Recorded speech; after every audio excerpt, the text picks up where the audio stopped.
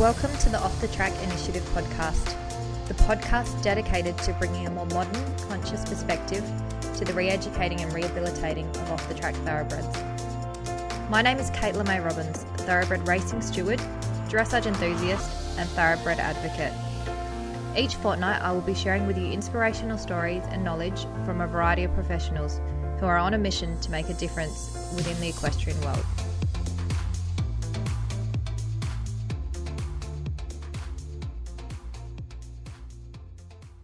Welcome to the Off the Track Initiative podcast. I'm sitting here with longtime friend Christina Grear, who's also a breaker and pre-trainer of racehorses and currently has her off the track thoroughbred who she's competing 2-star.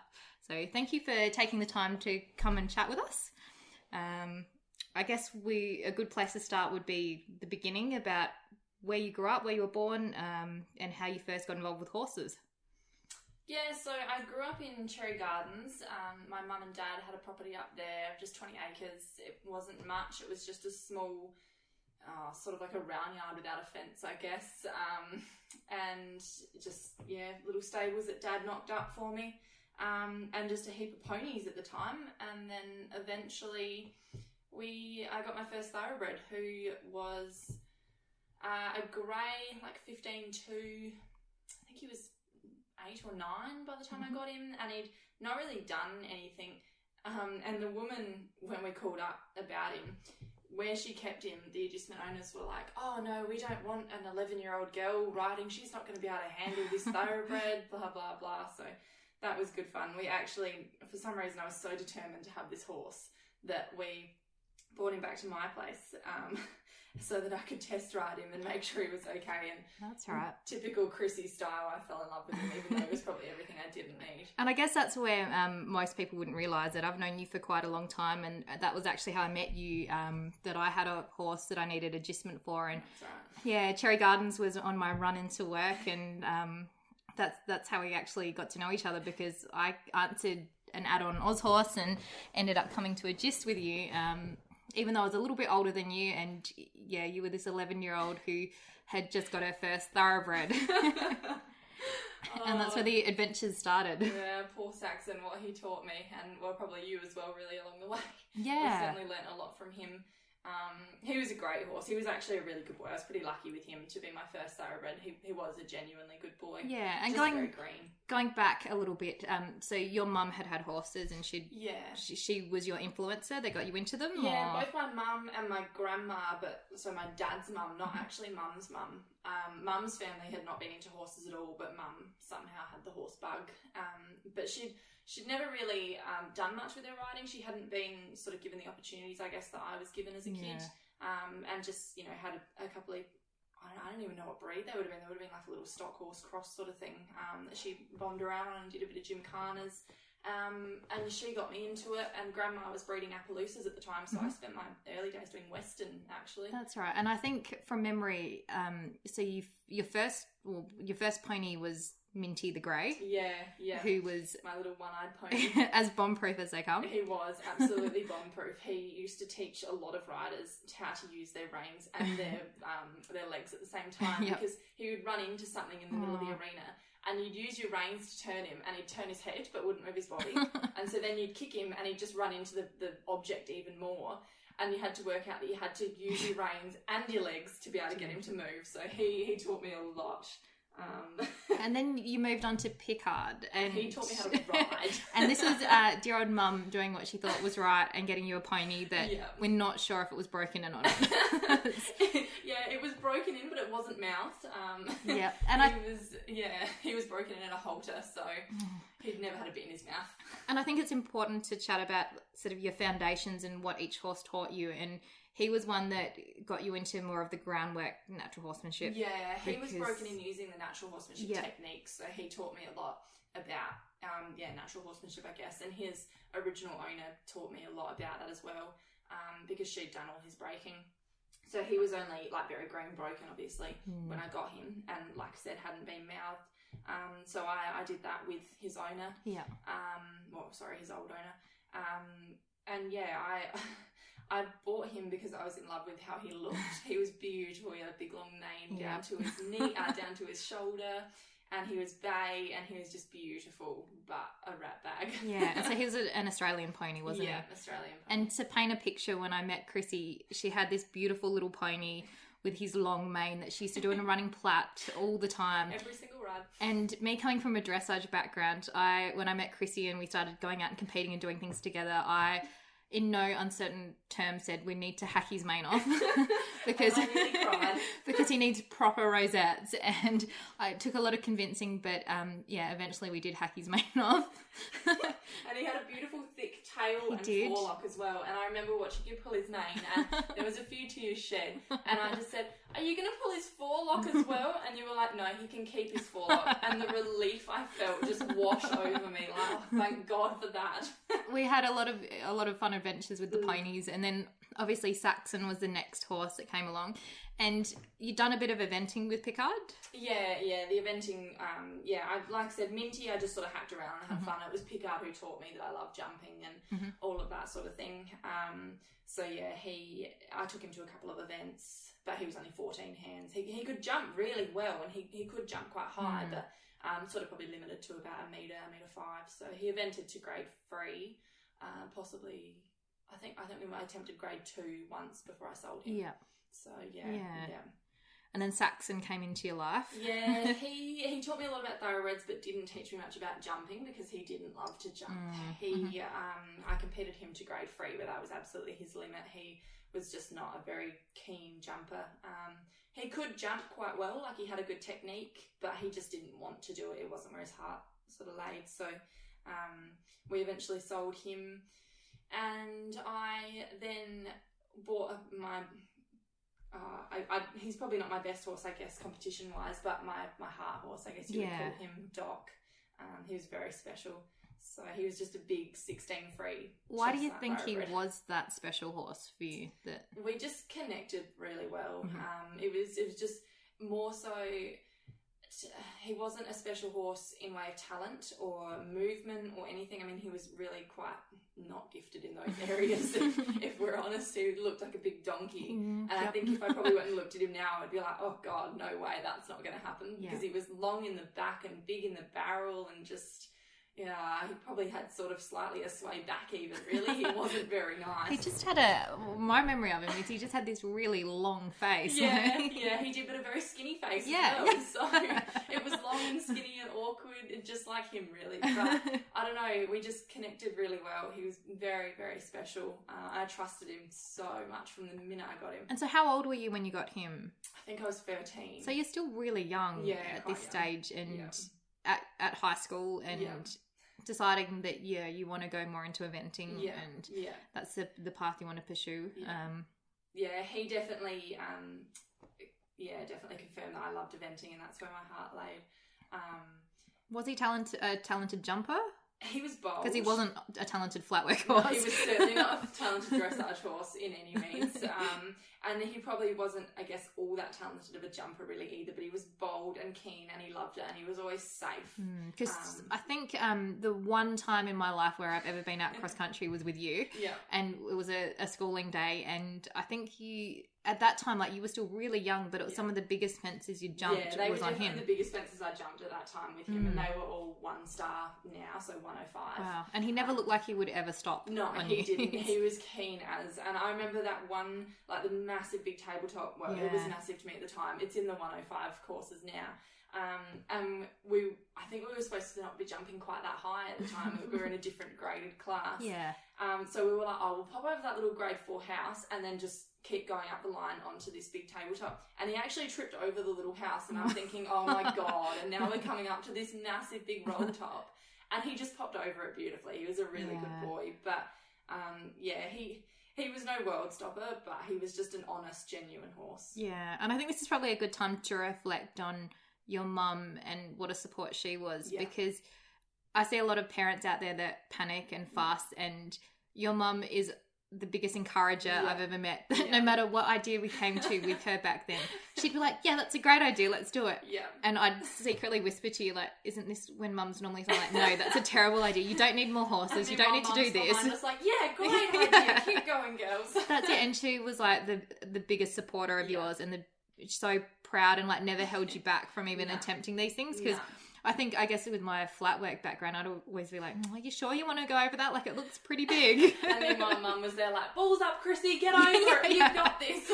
I just remember that day especially because I was on Kahlua, who was your old grey pony that had been around and done everything. And I realised, I think the biggest thing I jumped that day was a grade 3, which I was pretty proud of. Yeah, it was a big grade 3 as well. You did a good job. It was a cross, but I thought it was the big open oxer. No, it was definitely the little cross. Oh, okay. Yeah. All right. No But it was still a grade 3. And then I realised that I loved jumping up onto the banks, but I hate jumping down. And your mum was like, well, you're up there now. Like, you have to get down. And I'm like, well, can't I just get off and I'll lead him down? And she's like, no, if you jump up, you have to jump down. Oh, true, Debbie. I know. I'm like, but banks are fun on the way up, but not on the way down. But I guess, yeah, she was, at that time your parents had split, and so she was a single mum, and she was driving you around to all of your shows. Around the countryside, and she did her best to... Absolutely. I mean, Dad was very supportive also. I'm very lucky with Dad too, but Mum definitely was the real driving force behind it. Well, I guess... sacrificed everything she Dad could for me. Comes into the picture further down the track in being your big supporter as well, but they've both been, I guess, really supportive of your riding. And I'm very lucky with both of my parents, really, yeah.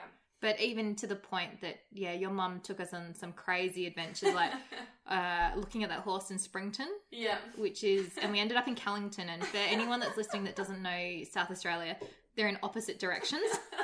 And Chrissy and I, just being kids back then, didn't want to question the parent that was driving us. But we ended up in some backcountry town having to pull over on the side of the road. I just remember the people we pulled over and asked, they were like, oh, that's way, way, way back that way. Complete opposite direction. And we were like, oh okay. But still determined to go there. We did eventually find our way. That was just like one of the many adventures that we all went on. We were 2.5 hours late. Oh, I think so too. And in hindsight, now that I've sold horses, I would have been really pissed off at us. Really mad. Absolutely. But the point was that, it was probably back, I don't even know if we had GPS then, or if it was pre-GPS. But yeah, I can't remember. But the point was we did make it in the end. It was just a really long day. We didn't buy that horse, so that's probably one of the only horses we looked at that we didn't I know, buy. And your mum the whole time was whispering to me while you're riding it, going like, what do you think? What do you think? And I'm like... No, I don't think it's worth it. I don't think it's worth it. And then you stop, and being your mum goes, I'm pretty sure your mum goes, well, what do you think, Chris? And you're like, yeah, I really like him. And you're like, bloody hell. Do you know what? I reckon he was a chestnut thoroughbred. Yeah, he was one of my first chestnut thoroughbred loves. And I think maybe that's a good time to point out that throughout your life, you've had significant chestnut horses. Yeah, Doc was my first chestnut thoroughbred. He was the start of it all. And I guess we should get back to Doc and how... He started you off with he was the first main horse that you competed. Yeah. Saxon, who didn't want to jump, but I think going back to Saxon, I remember you saying, and this is something I struggle with a lot, is that he taught you to do nothing. Yeah. And maybe you need to expand on that a little bit. He taught me a big lesson. Yeah. I spent a lot of time, even just hacking around on the trails and stuff on him, and he was great. But whenever we'd go for a canter, he'd get really keen, as any ex-race horse sort of does. Mm-hmm. And it didn't scare me, but it just annoyed me that I had to sort of hold him all the time. And I just kind of had a bit of a brainwave one day. I was like, what if I just stopped fighting him? And how he didn't take off, really, I'm very lucky. But it just sort of, I think he got faster in his canter, but he didn't take off, and the fight stopped. And I just that day learned not to fight him and just to go with him instead. And I then tried it in the arena a couple of days later. I don't know exactly what I was doing. I can't remember. But, I mean, I know the canter was something we struggled with a lot in the arena too. And instead of fighting to keep him slow, I just sort of sat there and did less, I guess. And he just cantered along under me without so much, fight. Yeah, and I think that's a big thing, because having come from a background where I've ridden warm bloods a lot, every stride you have to push them. It's like, keep going, keep going, keep going. Like every stride you're doing something and you're micromanaging them. And then I get on these thoroughbreds and try and push them every stride, and they're like, holy shit. And suddenly you're galloping evens around the arena. Well, exactly. And it's like when I got on Ducky, which is a thoroughbred that I ended up getting off of Chrissy, and I got on him and he just could... I think I had too much leg on it. Yes, that's for sure. And I felt like I was getting run away with, but it was still controllable, but I was still being run away with at the same time. You weren't going very far, but you were going pretty fast at the same time. Quickly, but not very far. And I'm like, what do I do? And you're like, just do nothing. Just be a sack of potatoes. And I'm like, okay, be a sack of potatoes. And as soon as I did that, things got better. Yeah, it's amazing. I think because they're such a high energy horse, that the more you try and create this energy, you end up with so much energy in your hands and underneath you, and they don't really know what to do with it. And I mean, a lot of them, you know, I find a thoroughbred a very honest and kind horse, so they don't want to, you know, buck you off a lot of the time. But, you know, the ones that do have the tendency to buck, that's when they'll start bucking or they'll act out in some way because they don't know what to do with all this energy. Yeah, I guess they need some sort of route out. And if you don't give them one by giving your hands or doing something, then it has to come out somehow. I think that's a big mistake. A lot of people hang onto them but kick them at the same time. And they end up like, oh, goodness, I've got so much energy but nowhere to take it. And that's, definitely. Yeah. And so taught me that. And so then back to Doc, what were your greatest achievements with him and where did he take you? I didn't have Doc very long, unfortunately. I lost him to an unfortunate paddock accident, broken leg. But we got to grade 2 eventing, I reckon, so that's 95 centimetres. And he just taught me to be confident, honestly. I just had so much trust in that horse. He would jump anything for me, no matter what I faced him at, he would jump it. We trained at home like just about every day, really. I love to jump. And so we'd be jumping 1.20 metre, 1.30 metre at home, just happily every day in the middle of our paddock. We couldn't jump in my little round yard arena. So I just had this uneven area out the back that I just set some jumps up. And like, honestly, it was nearly a side of a hill. It was just off the back lawn. I do remember you jumping on the back lawn when you were allowed to set up a jump there. So he just taught me to be confident and took me around a lot of my first bigger courses. I still had Picard, my pony, at that time as well. So I think Doc gave me the confidence to take my pony up higher as well. He taught me a lot of things that probably like they don't show in competition results or achievements as such, but definitely a lot of personal things with him.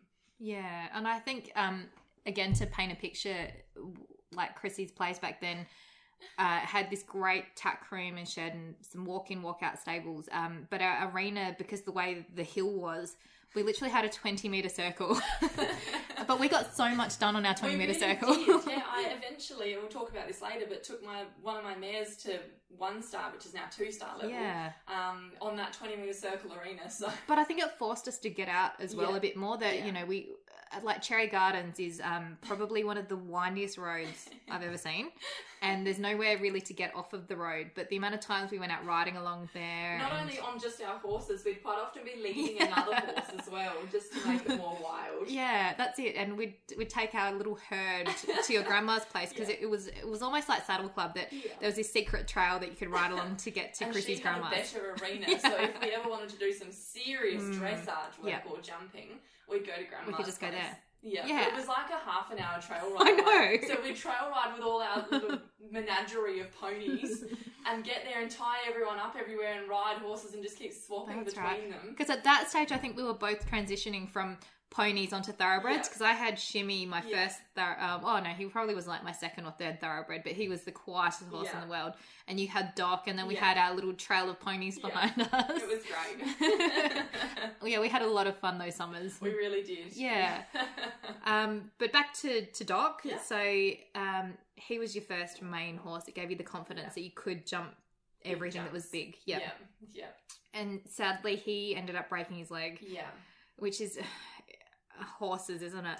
Isn't it just? Yeah, the good ones always. I mean, honestly, I do believe Doc and I could have achieved a lot. Yeah. Because really, it's not necessarily the extraordinarily talented ones. It's the one with the heart that really gets somewhere, and you can teach them a lot. Talent certainly helps, but when they've got the heart and want to do it, that's what really helps. And I think Doc had that. And you still believe that when you're looking at your current horses, like honestly, that it's the heart? Even now, yeah, definitely. They've got to want to do it, no matter how much talent. And I've seen it with a lot of friends with their well-bred warm bloods, that they're bred to jump World Cup, or they're bred to jump 5-star, and they struggle to get around 105 because they just don't want to do it. Yeah. So. And it is, and I guess it's something that we've carried through now, that because I've always loved dressage and Chrissy's always loved to jump. Unfortunately, what ends up happening is Chrissy will be like, oh, I've got one here and it doesn't have the heart to jump, but I think it'd make a really nice dressage horse. And so far we're 2 from 2, that everyone that I've gone to look at that you've said you think would make a really nice dressage horse, you're absolutely right, but they're both sitting in my paddock out there. I think I've got a pretty good eye for a thoroughbred. I don't know about warm bloods or anything like that. You definitely do. And I think you know the temperaments and what ability and what they're going to excel at. Which is a real skill, because a lot of people go out, there are so many thoroughbreds out there, and there are so many different types, and people look at them and they end up putting them in the wrong job and they struggle.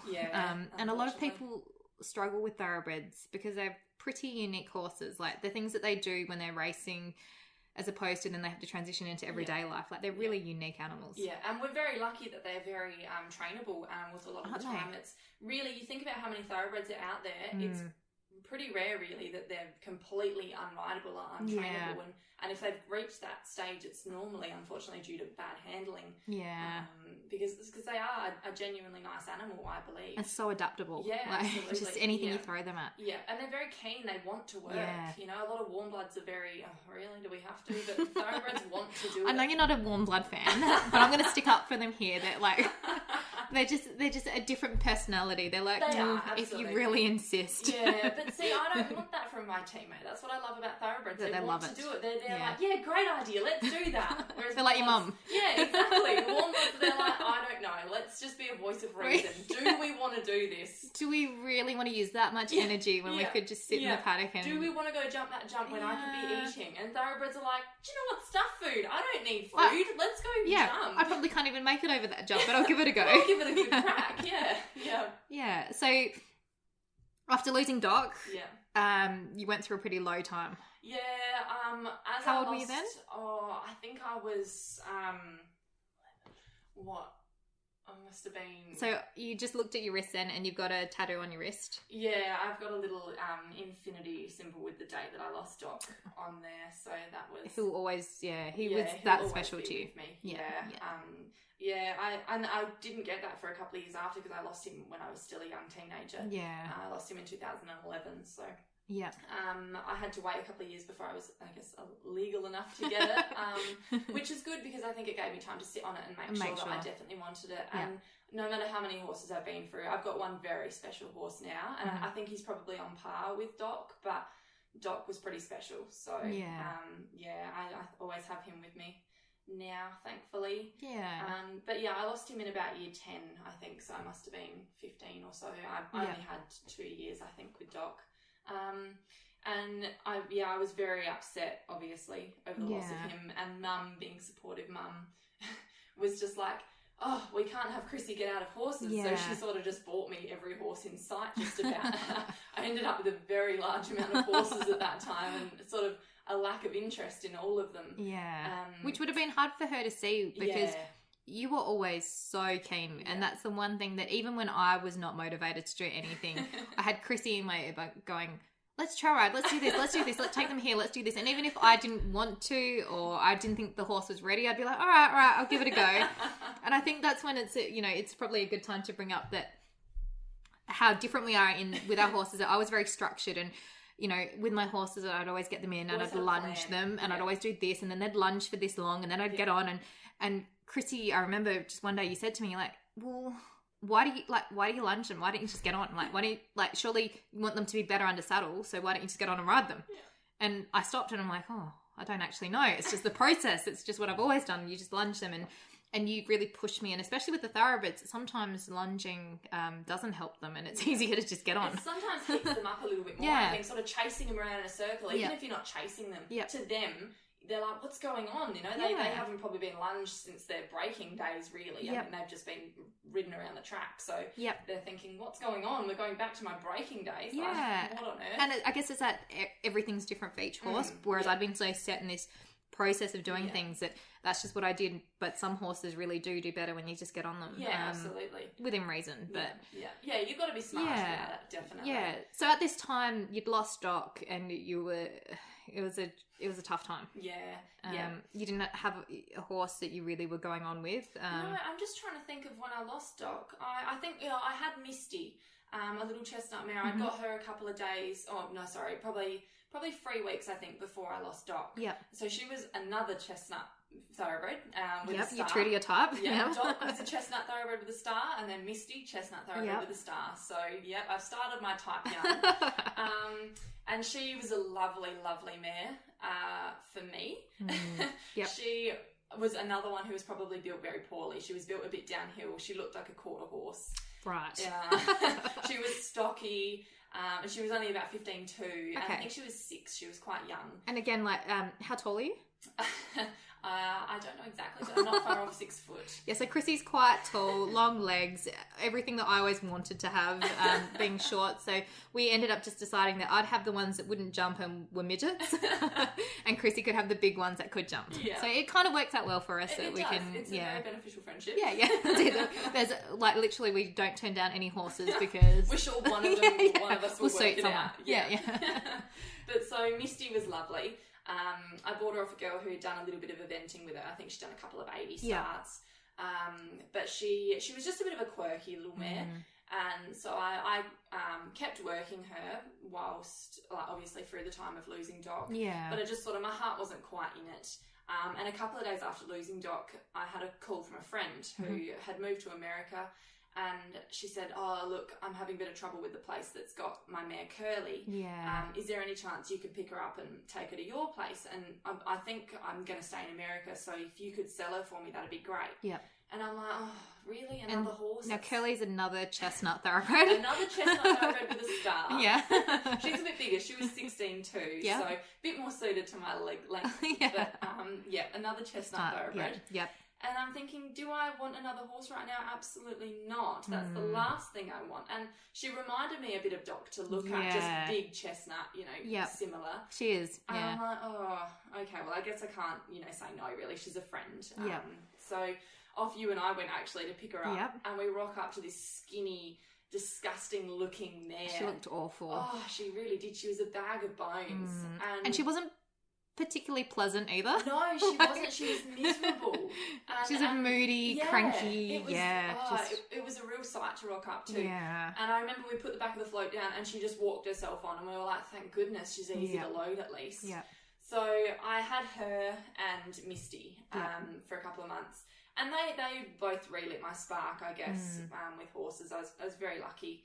I just sort of plodded along with them for a bit. And Curly put on weight, and I remember when we were fattening her up though, you and I are looking at her one day and we're thinking, what on earth did Brie ever see in this mare? She is disgusting. She is a grumpy little cow. She's skinny. She's hard to put weight on. We just could not see it. Yeah, well, and I should add that Curly now sits in my paddock here as well. So she's still with Chrissy. She's now retired, and she's loving a life of still being grumpy and bitchy, but now she's at least fat and a lot.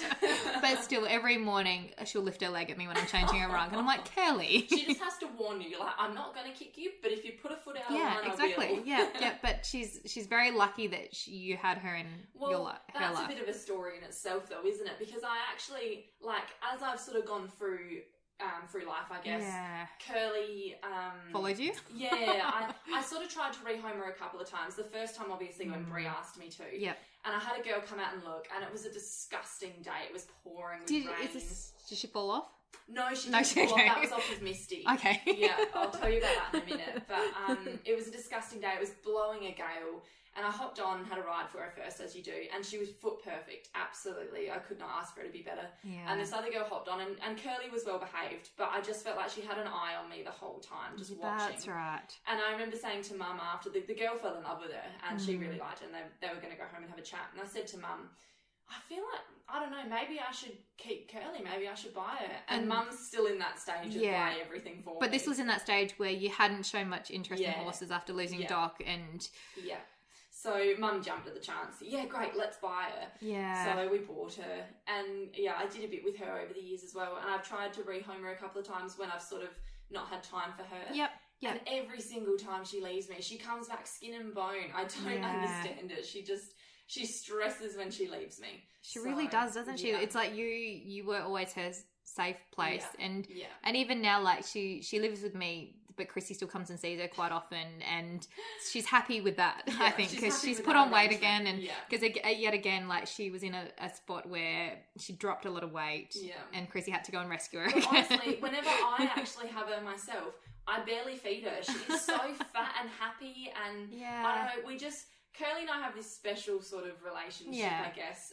Where you pay for her to live and she's happy. Yeah. And she's happy for the rest of her life. And I guess that points out like the sensitivity of thoroughbreds that they are so unique, but they're so sensitive. Like they put up with a lot when they go to the track. Absolutely. When they're racing, they put up with a lot, but they're still really sensitive little beings, aren't they? Yeah, and I think a lot of them, they find a person and they connect to them. And I just think I'm Curly's person. And, and I'm privileged because she's a beautiful mare. She really is. She is. She's a sweetie. I just thought I was doing the right thing by giving her another person to love or, you know, things to do over the years when I haven't had time for her. She's got a lot to offer someone. So. But I think that's a great story in the sense that she's one that, you know, you do have the ones that you can move on and you have the ones that you can't. Yeah. And she's the one that you can't. And so she's still here. And how old is she now? She is 20, I think 18. Yeah, she's getting up there. Like she's definitely a little old lady out there. Yeah, and I know I could go out there right now and hop on her and take her for a hack through the forest, and she'd be a good girl. Yeah, she just we get on really well. So you had her and Misty. Yeah, Misty's a very important horse to me. Yeah. She was a little, like I said, 15-2 chestnut thoroughbred with a star, my type, but a bit smaller, a bit midgety. But she could jump the moon. She was very, very gifted. And I found that out early on, and then a couple of months down the track, we sort of had a couple of soundness issues with her. So we got the vet obviously out to have a look. Oh, look, it's not great. She's a bit, off here, off there. Yeah. She's probably, not going to be able to do what you want her to do. Yeah. But you can give it a shot. And we were like, oh, okay, we'll give it a shot then. It's tough, isn't it? Because with the thoroughbreds, like they do so much. Like they if they've raced, they've had a career before they get to us. Yeah. And soundness is something that has to be managed. Definitely. A lot of them are perfectly sound when they come off the track. They've just lost their heart or they were never good enough. But it's something you got to be aware of. Exactly. Yeah. So we thought we'll give her a chance at life, obviously. Yeah. She just wants, maybe just a trail riding home or something. Yeah. So we found this girl we wanted to trail ride, and she comes out and rides her. Well, I rode her first, and again, just, good girl to give Misty. This other girl hopped on, and honestly, she got about a half a lap around the arena. Of your little arena? Of my 20-metre circle arena. So she got 10 metres. Yeah, about. And Misty said, do you know what? No, thank you. You can get off. And just bronked the halfway around the arena and tossed this girl off. Oh, jeez. And we were like, oh my goodness, who is this horse? She's beautiful for us. What is going on? So I hopped back on, and she was perfect again. We had no idea what on earth got into her, but she did not like this lady. I mean, chestnut thoroughbred mare, like they are sensitive in particular. So we decided, okay, she's probably meant to stay with us then. And I took her out eventing, and she actually coped really well. We obviously kept in touch with the vet and, kept a very close eye on her very minor issues, really, looking back. She was just sort of a bit off, angle, so we just did a bit of work with her feet and helped her. And she did really well. She took me through to what was then 1-star, now 2-star. And how old were you then? I was 18 at the oldest, I think, 17, 18. That's still a big achievement to take an off-the-track thoroughbred to there. Yeah, and she was a brilliant mare. Looking back, like at the time, as you always do with your horses, you think, oh, we're lacking a bit here and there. But honestly, we had no instruction at all. Like, I had no instruction. That's something else I wanted to bring up, that you never really had formal lessons, did you? No. You just kind of worked it out as you went. You helped me a lot as a youngster, but then, you went, you had a couple of things to do in life, and we sort of drifted apart. Yeah. And I was on my own then, really. Mum couldn't afford lessons. Well, that's something that always really shocked me about you and your riding ability, is that you'd never had lessons. And see, I was very fortunate that I didn't have, I never had horsey parents, so I never got to have a horse, but I had lessons instead. So I learnt a lot in having lessons, and then eventually when I could afford my own horse, I had one. Whereas you were the opposite. You had these horses, but then didn't have lessons. But your ability, I don't know how you could just work these things out with all of them. And obviously that's carried on until now, which we'll talk about later. And so now, was it also around about this time that you started looking for work and maybe heading down the road? Yeah, I had some neighbours down the end of the road who I knew had a thoroughbred stud. Mm-hmm. And I thought, I can, go work for them, surely, feeding or, I don't know, doing all sorts and, make some money to help pay for my horses. Mm-hmm. And so I wrote a little letter up and put it in their letterbox, saying that I could help out if they needed, and with my number attached. And they got me down there to, have a chat to me. Yeah. And Lynn is the name of the woman. And she was a beautiful lady, absolutely beautiful. And you were still quite young at this stage. Very young, so this might have been even a little bit before Misty? Yeah, or? I think I just had Doc, I reckon, so I was probably about 13. Yeah, so still really young to be looking for work. Yeah. But I just wanted to help Mum out because, as we said earlier, Mum was a single mum and she paid for all my horses. And I just wanted to help out in any way I could. Yeah. And Lynn got me down and said, look, she'd love to help, love to give me a job, but unfortunately I was just a bit young. And you got turned away a couple of times by Lynn? Yeah. We became friends after that. Yep. And she actually gave me one of her thoroughbreds later, but again, just felt I was a little bit too young to sort of give a job to. Fair enough. Like, I know you were a very mature 13-year-old. It's a big risk. I mean, honestly, in my position now, if a 13-year-old comes to me and asks me for a job, I'm knowing it would kill me to say no, because I don't want to judge someone on that age. Yeah, I was exactly that person. Yeah. But it's just a big liability to take on, isn't it? It is. So. Absolutely. And I guess with thoroughbreds in particular, they are a little bit unpredictable. Yes, especially with their race fit or baby thoroughbreds. Yeah, and I guess she didn't know your ability either. Yeah, she didn't know me very well at all at that stage. She said no the first time, and then the second time she messaged Mum offering us a horse, and that was exactly the time that Doc had passed. So Mum rushed us down there to go look at this horse, as she did every horse. Any horse, just have all of them. Just to try and ignite the spark. Yeah. And I took the horse on. I really liked her, but she was a very hot little thoroughbred. She taught me a lot about hot thoroughbreds. She spent most of her time dancing on her back legs and when I went to look at her. Because I now know Lynn. Lynn's, she was the breeder of one of the little mares that I took off the track, who's another one that Chrissy said, too small for me. I think you'll like her. When I say too small for me, though, she is about 15 hands. She's really little, isn't she? She's very little. But she's so flashy. So flashy. And doesn't she know it? And so then I became friends with Lynn because I would often talk to her about what Monet is doing. And Lynn's one of the great thoroughbred breeders that cares so much about what happens to them when they retire. Yeah.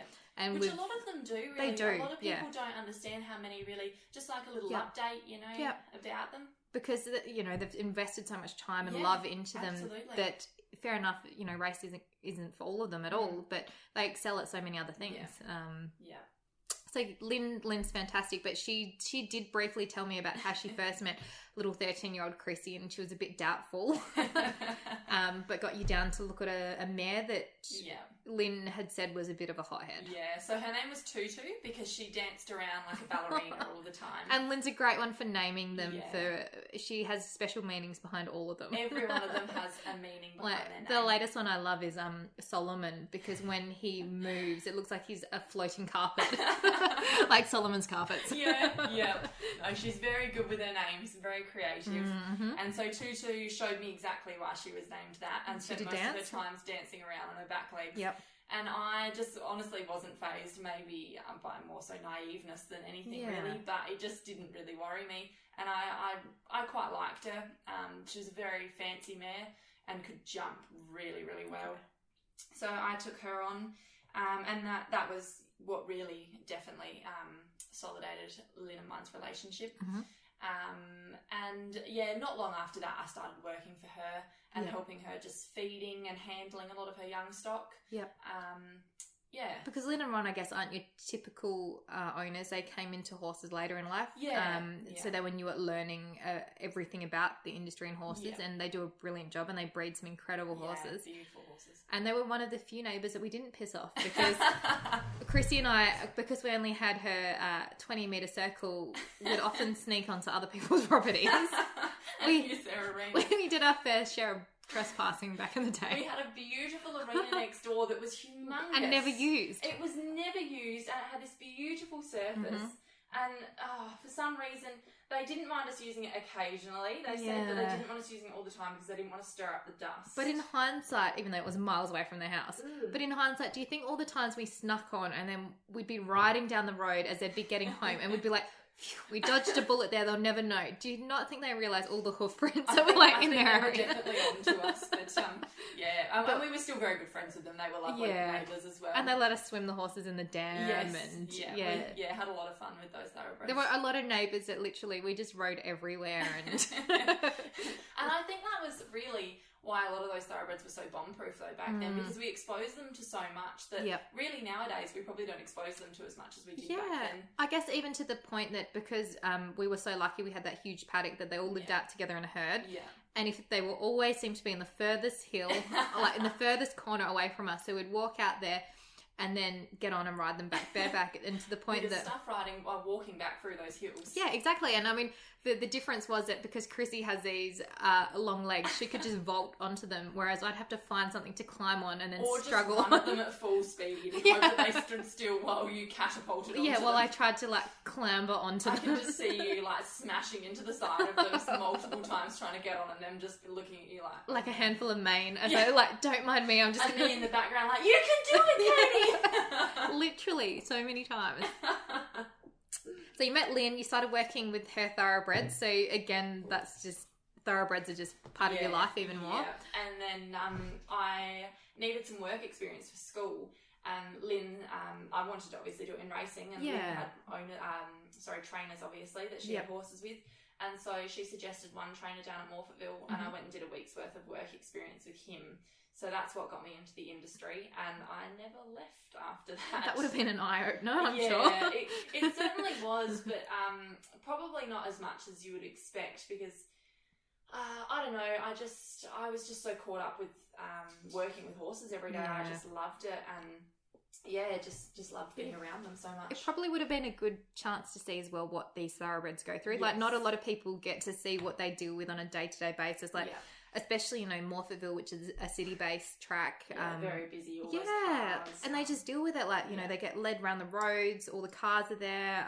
Well, the trainer I worked for was, like, on one of the furthest away tracks. So you'd have to walk them. The track. So, it was about a 10-minute walk. By the time you got them out of their stable, out the driveway, up the road, up the raceway, it was a long walk past, all sorts, and buses stopping while you're walking next to them, and kids getting on and off, and I mean, the general public aren't very aware of that we're leading a 2-year-old racehorse. Not at all. So they jump on and off the bus screaming without any consideration for them. Well, I remember, like, back in the day, and this is a long time ago, one of my very first jobs was also working for a trainer at Morphettville, and I used to dread the Saturday mornings because you'd get all the people drunk coming home from the city. Yeah. And they used to make it their mission to try and scare your horse. And I remember, like, the trainer I worked for, I was 16 when I started there, and he sat me down and he's like, so, the 3 colts I just bought from the sales, he's like, you're replaceable. They're not. So literally, like, I would walk these horses down the road going, I cannot let you go. I cannot let you go, no matter what. I had a similar experience, really. My mum had always brought me up with, like, if anything happens, just let go. And then I get to the racetrack. Don't let go. I get told, hang on, no matter what. Yeah, no matter what, do not let a horse go. And I can proudly say I've only ever let one horse go in my life. And that was it. And it was a struggle. At Morphettville, I've been very lucky. There's probably been plenty of times I should have let go, but I haven't. I know, you just learn, never let go. You learn that you're just an anchor and you need to hang on no matter what. And even if you're a small anchor, it doesn't matter. Like, an anchor is an anchor. Yeah, exactly. It's probably worth getting, like, dying rather than letting go. Like. But these horses, they do put up with a lot. Like, they work in the dark. They really get it. As well. And not only do they work in the dark, I mean, we've got lots of lights at the track, but there's not that many lights on the way to the track. And so they shadows. walk to the track in the pitch black. Yep. And a lot of them get floated, so every morning they get floated there, they swim. Which they get put on a dark float and then driven to the track and then go for a swim and then work in the dark. And it's a whole different world to equestrian. Even to the point that they get hosed down every day. Like they work, they get hosed down, they get used to all of these things. And that's why these thoroughbreds are so well exposed, and they come to us so acceptable, I guess, to anything. And I guess that's like, I've just recently got one that's been off the track, and he's 11, so he's had an extensive race career. And on my very first ride on him, I'm always a little bit cautious because you don't know exactly what to expect. But Chrissy happened to be here, and she said to me, look, he's probably been ridden at least 1 million times. Just get on him. And I'm like, you're actually right. He probably has been ridden close to 1 million times. And we got on him. It was fine. But they get worked every single day. They get ridden. They're exposed to so much more than what people give them credit for. Yeah, definitely. Yeah. Anyway, back to Misty. So you were starting to work at Lynn and Ron's. Yeah. You had Curly and Misty, your 2 chestnut thoroughbreds. Yeah. That doesn't narrow it down to much of a time in my life. I've always got chestnut thoroughbreds. And so you'd started competing Misty, and then where did she take you? Yeah, so Misty, I took through the grades up to a metre 15 1-star eventing at the time. And yeah, she taught me a lot as well, just about competing in general. And I remember when I took her to 1-star, now 2-star level, and someone said, oh, look, you should aim for Melbourne. And naive Chrissy at the time was like, why on earth would I go to Melbourne? What is in Melbourne? And now I look back on it and I wish I had grabbed the opportunity, because she would have been brilliant to take around Melbourne in the junior section. But I had no idea even what it was, which I think just shows my naivety to competing and how unexposed I guess I was to it all. But I guess you'd never, like, you only knew what you knew. Yeah, I definitely, I didn't hang around. You know, again, I didn't have any coaches, so it's not like I hang around any high-level coaches who were going to these events. So I just knew the local events, and that was it, really. But I think that's what was so impressive about you, and having been from a different background where I wasn't allowed to have my own horse and had to have lessons and had been around people, was your ability to just work out each horse and work out a plan for them, and you just made it work. And the other thing that really impressed me about you was that you always asked questions. No matter what, you were always asking questions and happy to take on the advice. Even if you didn't agree with it, you would always be like, like, politely, like, It was very exciting for me. Yeah, and you'd always listen so intently and have the right questions. I was so impressed, because I think you'll be able to agree with me that I haven't, I never really liked kids that much. And you were that little bit younger than me that, you'd come around with me, but I'm like, oh, Chrissy's never annoying. Like, she's not an annoying kid because she asks the right questions and she's so keen to learn. Yeah, I guess that just came down to the fact of any opportunity to learn was a good opportunity to me. And I've always had the view of, Mum's always drilled into me the view of, take everyone's opinions on board and take out from it what you think applies to you. Yes. And I think that was Mum trying to give me opportunities to sort of have lessons without having lessons, I guess. Yeah. And take out of things what worked for me. Because I guess, let's be honest, having, being a single parent, it's tough, let alone one that has a horse obsession. Well, yeah, not only has a horse, but multiple horses. Yeah, and I think it was so brave of your mum to keep encouraging. I thank my mum every day. I'm very lucky for what she did for me in my childhood. To give me what I've got now, really, even as much as she might not have as much as a hand in it now, because of course I support myself now. Yeah. But I wouldn't be where I am without my mum. No, and even if she couldn't give you lessons, she gave you so much more. Absolutely, yeah. Yeah, honestly. Just I almost think it was more valuable just bombing around. Well, she gave but maybe not every kid would have taken out what you did, but you were able to make the most of everything. So I hope I did. You definitely gained that. So you ended up eventing Misty to 1-star, 2-star level. Yep. And Curly we took up to 95, and she did a good job. But I eventually decided Misty was the more talented horse, and I needed to focus on one horse because I was at school still as well then. So I just focused on her for a bit, and Curly went to stayed in the paddock, and I just bombed around on her at home. So I just had Misty and her at that time. Yep. And so then Misty, what ended up happening with Misty? Unfortunately, as I mentioned earlier, Misty had a couple of issues when we got her, and as a result of some bad angles of her legs, she ended up developing some fetlock spurs. It's all horses, isn't it? That's I think the hardest thing in everyone in racing, and just keeping them sound. They're not the... I mean, Misty didn't actually race. She was an unraced, but she was tried, but she wasn't raced. She was never even named, actually. Too little? Yeah, she just wasn't much of a hope. So her injuries, I don't believe, came from racing, probably more so from bad farriery as a youngster, because it was the angles of her feet that had upset the angles of her legs. So Yeah. we obviously did as much as we could to help her Yep. through her career, but it's all just going to catch up. And with there her comes a eventually. time when you Yeah, just need to think, yeah. is it worth persisting if they're ultimately not going to be able to cope with the workload? Yeah. And she pulled up lame one day halfway through an event, so I scratched her, and that's when I got the vet out again. Yeah. And we took some more x-rays and we saw everything developing. It's heartbreaking, isn't it? Yeah, when there's nothing you can do we made the for... decision, unfortunately, to retire her from jumping. Yeah. Because it was just... now, I mean, I guess you could inject joints, you could do all sorts, but it was just... But at what cost? It was in an awkward spot. The vet said, look, one could break off and, cause an injury. Make it worse. Exactly. Yeah. So we decided to put her best interest at heart, obviously, and retire her. And I leased her out to a home who was going to use her as a broodmare. Yep, which is perfect. At least for her. mares have that opportunity that if they're exactly. talented, well put together, they can go and be a broodmare. Exactly. Yep. And she was such a lovely type for quarter horses that this lady wanted to breed quarter horses. Well, small and stocky, not a lot of them are small and stocky. No. And the quarter horse thoroughbreds cross is such a lovely cross. Yep. So I thought this is absolutely perfect, and leased her out to this lady. And I kept in regular touch with her as you would. And I hadn't spoken to her for probably 2 months, and so I've messaged her. How's Misty going? Yeah. And she says, unfortunately, she's been struck by lightning. And I'm thinking, what on earth? How unlucky does this horse have to be struck by lightning? And wouldn't you contact the owner straight away saying, just letting you know? Yeah. And so her story just didn't line up, and we sort of we didn't just take that story. We kept questioning. Unfortunately, I don't know what happened to Misty in the end. I don't believe she got struck by lightning. Was there another mare that was with her? Yeah, a friend of mine had also leased a mare out to her, another thoroughbred mare as well, and she had been told the exact same story. But every time we asked, anything about it, it was, I lost 2 mares and 4 cows, or 4 mares and 3 cows. Or so it was never the same. It was never the same. She could never give us a date of when it happened. It was a very unreliable story, and unfortunately, I put posts up looking for her. Yeah, I remember. And we, unfortunately, to this day, have not found what happened. And there are so many good stories of leases that have worked out where people lease their horses and then become really good friends with the people that lease them. Yeah. But this is also, I guess, the other side of leasing that once you hand over a horse...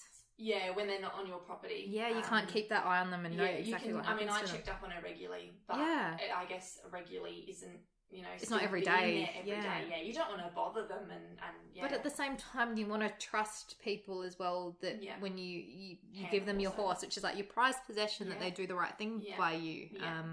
And I still think it's pretty rough not knowing. And it's definitely scared me off of leasing or even selling horses because you just don't know what people's intentions are.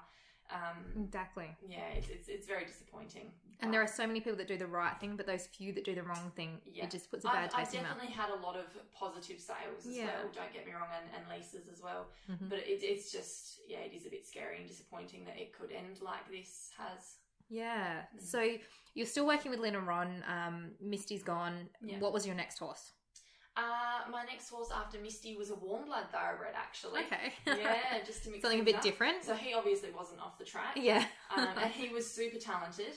But he, to me, is sort of what confirms what I say about Lenny Hart. Yes. He was honestly so talented. And he did want to do it about 80% of the time. Yep. And 20% he didn't, and he would absolutely let you know. So I guess he's sort of what's left the sour taste in my mouth about warm bloods. Yep.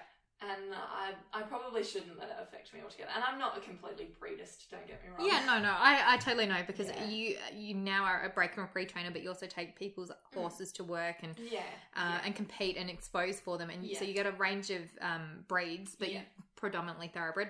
Yeah. I definitely... If I had to pick a favourite breed, I'd absolutely say thoroughbred without even thinking about it. No, I totally get the warm blood thing. They have to be encouraged every step of the way, which is why they're good dressage horses.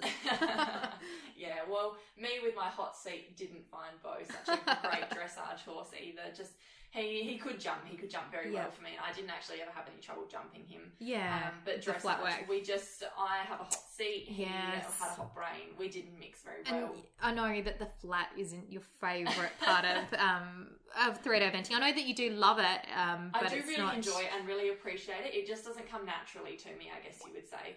But that's okay. These are things you can learn. Exactly. So and I tried very hard to learn it. I know. I'm well aware. So you were also working at the track at this time? Yeah. Also working at the track. And yeah, but I actually at that time didn't have a thoroughbred in my life, and my horse after that was a big Appaloosa thoroughbred.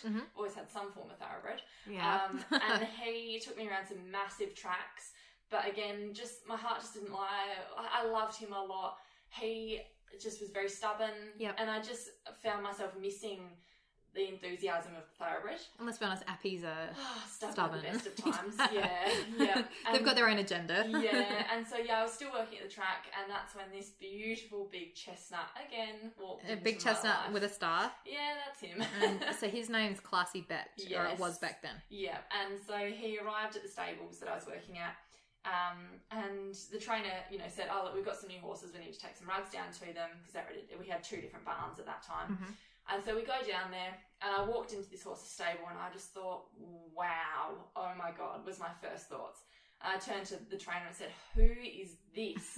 And he goes, "Oh, that's Classy Bet." And I was like, "What do you mean? Oh, look at this horse. He is exceptional." Honestly, I've never had it with another horse like I have with this one. So it was love at first sight. It really was, honestly. I've seen a lot of exceptional horses, but this horse, to me, was just, I don't know what it was. He's a beautiful type, but I think it was something else, really. Yeah. He just hit me like, wow. And then, honestly, about 5 seconds later, he tried to actually hit me with his back leg. And I was like, oh, wow, okay. He's got attitude. Yeah. He was pretty angry when I met him. Okay. That's a nice way to put it. Like angry. Yeah. I think he had a bit of an opinion of himself. He still does to this day. But he wasn't fast. He was not fast. No matter how hard they tried to really show him he could be fast, he was not fast. Apparently. It wasn't for him racing. No, it was definitely not for him. And so I actually left working for that trainer before he left those stables. And I thought, oh, bugger, now what am I going to do? I've named him Roger. And I thought, I'm not going to be able to get Roger. Yeah. And, well, I heard he changed trainers not long after. And so I called the trainer. Yep. I'm just wondering, are you training Classy Bet now? And he sort of, with a bit of unease in his voice, like, yeah. I'm just wondering if I could give him a home after racing. He goes, Classy Bet. Like, yeah, Classy Bet. The Swazia, Chestnut, Swazia, Classy Bet. Yeah, that's the one. Do you know the horse? Yeah, I worked with him at his previous trainer's stables. So he's quirky. Yep, definitely. It's always the way people put difficult, like, we'll just call it quirky. Yeah, exactly. And just that pause of thinking like, now what word do I use to describe this horse? Yeah. Yes, I'm very wet. And he goes, all right, well, we're hoping, my girlfriend's actually just taken over a lease on him. She's going to try and train him as their first racehorse, so he won't be finished for a while. Yep. That's fine. I'm not ready anyway. Yeah. Brilliant. Okay. Well, 2 weeks later, I get a call. Do you still want Classy Bet? And I'm thinking, oh no, I'm not ready yet. Yeah. So, yeah, definitely do. Great. Can you come pick him up? Oh gosh. Wow. Yeah, sure, no worries. Yep. So he was in Murray Bridge at the time, and I had an event that weekend in Manham. So I was like, oh, that works perfectly. I'll pick him up. So I thought, for some reason, I'll pick him up on the way to the event because it was easier. So you're going to take him to the event? Yeah. Take him to the event. Surely he can just tie up to the float for the day. He'll be fine. Like, all I had to do was a dressage test and leave. So he would have been there for like an hour maximum. Well, we pick him up, and Mum's holding him, and he's trying to bite her and being a dick as I'm, looking at, they're trying to show me all these dates of when he has teeth. They were great. They were really good. That's good trainers do. They know everything about them. Yeah. And we put him on the float, and Mum gets in the car and she's like, what on earth are you thinking? That horse spent more time trying to bite me than he did anything else. He's lovely, Mum. Honestly, he'll come round. Good mum logic. Yeah, definitely. Yeah. Well, we get him off the float at the event, and I tie my other horse up. And oh my goodness, I said to Mum, can you just hold Roger for a bit? Because I don't know if he's going to tie up very well. I'm just going to go sign in. I come back, Mum is literally shrieking on the end of this rope. Roger is vertical in the air, striking out at her. Mum's like, Chrissy, get this horse! Like, oh my God, what is going on? Knowing your mum, like, she's quite loud in general, but to imagine her shrieking. Well, Mum's a very confident horse person as well, isn't she? She's confident in everything. Yeah, like, she's never been scared of horses, nothing like that. And And she's worked at the racetrack as well. Yeah. So she's seen her fair share of naughty horses. But Roger is nearly 17 hands, and he is honestly like completely vertical, striking out at her. Mum is on the very end of her lead rope, terrified. And I'm thinking, oh no, what have I done? And so I grabbed him off of her, and honestly, it sounds so pony club and so, you know, like so movie-like, but I give him a scratch, and he honestly, he settled a little bit, and he's, okay, he's typical Roger, he's still bouncing around, but he's a bit more settled. I'll take him for a quick walk, and so I take him for a walk, and he settles down a little bit, and I was like, look, he's not going to tie up with the float, Mum's not going to be able to hold him, so I'll just scratch from the event. Wow. So I go to tell someone, and as I'm talking, he's on the end of the rope again, rearing up. Oh no, what am I going to do with this thing? Yeah. So put him on the float, take him home, and he did settle. So you did scratch? Yeah, I scratched. Okay, wow. Yeah, I completely scratched. I couldn't enter the event. So I couldn't do anything with him. You sacrificed that for Roger? Yeah, I sacrificed a lot the for first Roger. of many sacrifices. That was the first, yeah, definitely. So we went home, and Mum the whole way home, what on earth are you thinking? This thing is You're nuts. like, thanks, Mum, I already know this, but... I'm very aware of how nuts he is, don't worry. Stop rubbing it in. He'll come round, don't worry. I'm sure he'll come round. Yep. Mum's certain he's not going to come round because she's never seen one that angry. I'm certain he will. I can just imagine your mum saying that too, like, Chrissy, this one's really angry. Oh, no. So... I kept him at home, obviously, for a little while, and I was determined that I was going to get this horse, you know, get him get him to come around and be good. But he was just, I can't explain it. He was so beautiful in body type, and he's a lovely type. He really is. He's not got the greatest legs, but he's got a beautiful body type, and he moves quite well. He does, and jumps quite well too, provided he's not the cleanest jumper, but he's a good jumper. He's brave, isn't he? Though, very brave. And he's honest. Yeah, definitely. All you have to do is, I've seen times when he's hesitated, and all you have to do is give him a little, he looks growl, to me a lot. It's not even a growl, honestly. It's not a growl. It's just like, come on, you're alright, get up, and just be do it. Yeah, and he's like, oh, okay, and you just feel him switch from this nervous, like, oh, I'm not sure about that. And you give him a kick, and he's like, oh, well, Mum says it's fine then, and off he marches and jumps his Have you ever put him in a wrong spot where you've been like, we can do this, and he's like, oh, no. I haven't put him in a wrong spot in the fact that like we hit a bad spot. More so, I've overfaced him. Yeah. We had a bad fall out hunting. That's right. Yeah. But he recovered pretty quickly from that. He recovered beautifully. Yeah. It was me that was more concerned, I guess, after that. I have a little bit of a phobia of deep spots now, which is ridiculous because we honestly, I remember coming into this jump and going, wow, we have nailed this. This is beautiful. But it was a very big log. And he didn't even leave a leg. He honestly just possibly didn't jump high enough. And we sort of just parted ways midway over the jump. And he stumbled on landing and it sort of twisted my knees and made me very uncomfortable. But you've got bad knees at the best of times. This didn't help them. Your confirmation is just... my confirmation leaves a little to be desired. So there was that little incident. But honestly, we went on and finished that hunt and he did not falter. He jumped beautifully. He trusts you a lot. He very much trusts me, And I think that's sort of what makes it hard is that to me, when it's just Roger and I, he's beautiful. He's so sweet and loving. And you bring another person in and he just gets this bit uneasy. Yeah. And that's when he shows this sort of more angry side still. We'll just call it that. We'll go with angry. But he's a beautiful horse and he tries so hard for me and he's given me a lot of joy and a lot of good times and a lot of bad times too. And fast forward to now, so he's gone from an off-the-track thoroughbred to a 2-star eventer. Yeah. Pretty quickly, like 2 years? Yeah, I think I've just clicked over 3 years with him now. Yeah. But he went 2-star at the start of last year. So within 2 years he was doing 2-star. He's moved up pretty quickly. Exceptionally quickly. Yeah. And I've been fortunate enough. I've been able to ride him. Yeah. And he's a lovely type. Like he's a lovely horse to ride. He was having a good day when I rode him, but he's he's genuinely very good to ride. It's just on the ground that he shows his quirks. He does, doesn't he? But like under saddle, he's a different horse. He really is. If I'm ever having a particularly bad day with him on the ground, I just hop on. Get on. It's much easier and much safer from up there. And so that's your eventing career. You've proven time and time again that you can take these off the track thoroughbreds, you can pick them, you can progress them. you end up eventing them at really quickly at a high level, which is a credit to you and your eye being able to pick them, but also how you train them. Thank you. But just doing everything with them, like Roger goes to the beach, Roger goes to the forest, Roger goes everywhere. The beach. We even double dink on him down the beach. Yes. Like he gets to go everywhere. Yeah. But at the same time, you were looking for a career, and you ended up breaking and pre-training for racing thoroughbreds. Yeah. So my career currently is breaking and pre-training, primarily thoroughbreds. I do a little bit of equestrian horses as well. But I really enjoy watching them go from babies to race horses. That's where my passion really lies, I guess. I love racing, and I love the industry. I think it's a brilliant industry, and being a part of it is really something special. Yeah.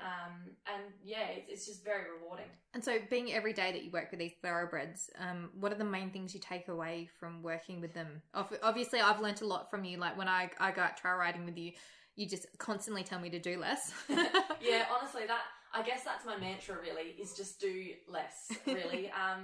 You think about at the track, we get on them and we go out and we bridge our reins and we get over their neck, and that's their work. You know what I mean? Like we don't sit there applying inside leg and outside rein and opening our inside leg and asking for this and asking for that. It's literally just bridge their reins, get over their neck, and that's and they hack around under you. So you start doing too much, and I find they when they're green, they start going, what on earth? She's pulling, she's kicking, she's doing all sorts. What does she want? Yeah.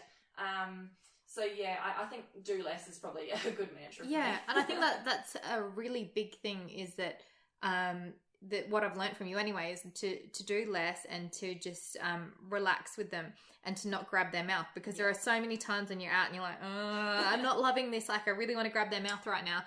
But it's just about trusting them, trusting your seat, and just being floppy, and that they'll come back to you, and that they do listen to your seat a lot more than people give them credit for. And I think that's because really they don't know any different. Yeah. Again, and I'm certainly not discrediting track riders or jockeys here, but they don't do any work on their back. They're always over their neck. So when we then get on their back, they're a bit more sensitive to it.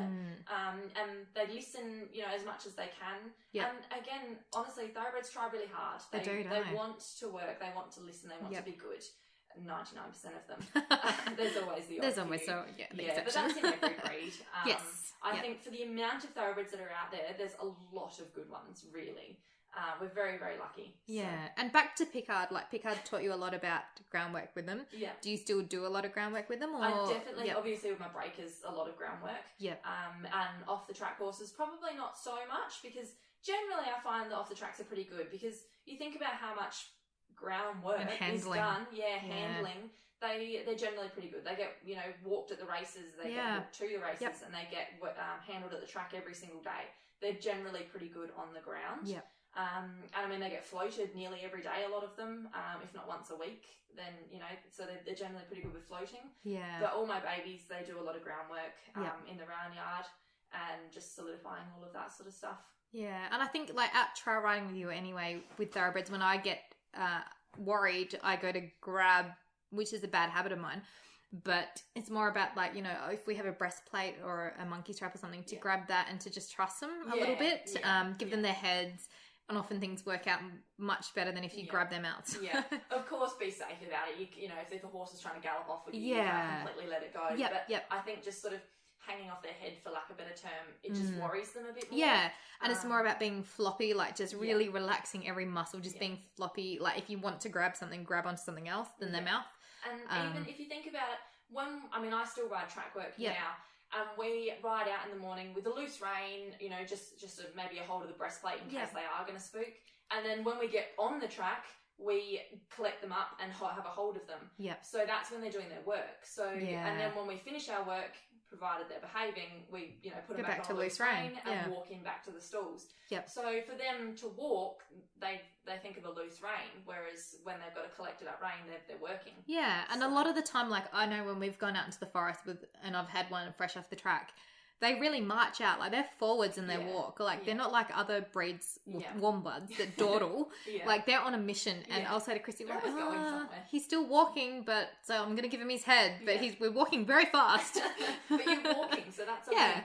And we have to retrain them. Yes. Because racing, they don't want them dawdling to and from the track. They've got other they don't dawdle anywhere. No, they've got things to do. They're always on a mission. Yep, so then when they get to us, we need to teach them, look, we're not always on a mission. Yep. We can just dawdle sometimes, and they need to learn that that's okay. So yeah, it's just that retraining stage. And I think one thing you've really nailed is also that there are horses for different disciplines. Yeah, definitely. And not all of them have the heart to jump. Yeah. Some of them are quite happy being dressage horses, show horses, going around in circles where it's safe. Yeah. Where they don't have to worry about any big fences in front of them. Yeah, definitely. So it's picking the thoroughbred too. Definitely, yeah. Yeah. And knowing your type, I mean, I guess, of course, type body-wise isn't always going to line up with what they actually want to do. You're right, yeah. But if they find something easy, they're going to want to do it a lot more. Yeah, but that's the same for racing. Like, I look at a lot of horses and they'll look like they should be a stayer. Yeah. But they're a sprinter. Yeah, exactly. Yeah. And it's like, oh, how does that work? Yeah. You look at that horse thinking, surely they're in the wrong race. Yeah. And then they go and win. That's it. Or the opposite, like one that we know, which is the sister of one of my current retired horses. Yeah. And she's built like a sprinter. She's stocky, she's strong. Yeah. But she likes the distance. A lot of distance too. Like, she's a good distance horse. She's a good stayer. And who would have thought? Yeah. Because she's bred, she's built, everything about her looks like a sprinter. Yeah. And she stays. She stays. And she cannot sprint. I know. Like, go figure that. Yeah. So it's about picking the thoroughbred. It's about, I guess, doing less with them. That, you know, they've been exposed to so much, but often it really comes down to, I guess, always giving them an escape. So not blocking them in any way, because I think it's when you block them that you get into trouble because they don't know where to put all that energy. Definitely, yeah. And I know with you that you've always taught me as well that if you really stuck a one rein stop or something like that is better for them than just grabbing their mouth, because at least they've still got somewhere to put that energy, which is forwards. They've still got that release from your outside rein, when you're one rein stopping, and they've got a direction, I guess, to follow, and something to do. Where versus just hanging off their head, they're thinking, "What do you want from me? You're just hanging off my head." Whereas if you're turning them in a circle, they're doing something, and you're safer, I guess, because their feet are moving, but they're thinking. So, and that's what a lot of people don't get is when you get on a thoroughbred, sometimes it's better to get them moving than to try and you know, just stop. And you know, if you try and reinforce that, like, no, we're not moving anywhere, you feel them building up underneath you, and it's just better to get them moving sometimes. So what's next for you and Roger? I would love to get to Adelaide is probably our next big goal. We did do one freestyle earlier this year and I forgot a jump, so I eliminated us. So that was unfortunate, but he jumped really well around the cross country, super bold. He's show jumping 1.20 meter already anyway, so that's you know, that's the height of freestyle, so that's fine. So yeah, just solidifying everything, I guess, that we've been doing already, and aim for Adelaide. Aim for Adelaide. That's our goal. And you've got a couple of other chestnut thoroughbreds coming through as well that you're working with. I've got 2 other chestnut thoroughbreds. They're both a bit more blingy than Roger. They've got a star and a snip, so that's exciting. And some socks. And some socks. So very exciting. So Samson is very exciting. He's a beautiful horse. He jumps really, really well. He's not as keen on the dressage. He's just a bit of a hothead. So, but he's slowly learning. He's slowly coming around. So, hopefully, we'll see him out show jumping and eventing. And I have a young mare called Poppy who I'm still trying to work out her kinks. So she's another unique one. She's very unique, very, very unique. But very flashy. Very flashy, very talented. Just need to get her head in the right space. So, and I think that's the thing, is working out what works for each individual horse. They are all so different. You just got to find what works for them. What motivates them, and what. Well, I think that's probably a good place to end it. And I want to thank you so much for your time. And we'll definitely be keeping an eye on you and Roger, and hopefully Adelaide next year. Yeah, fingers crossed. That would be great. I'll take some more leave and I'll come and strap for you. Brilliant. But I think you've given a really good insight into every aspect of thoroughbreds and their training and how you progress them, and I really appreciate your time. So thank you. Thank you so much for the opportunity. It's been great. All right, we'll leave it there. Bye.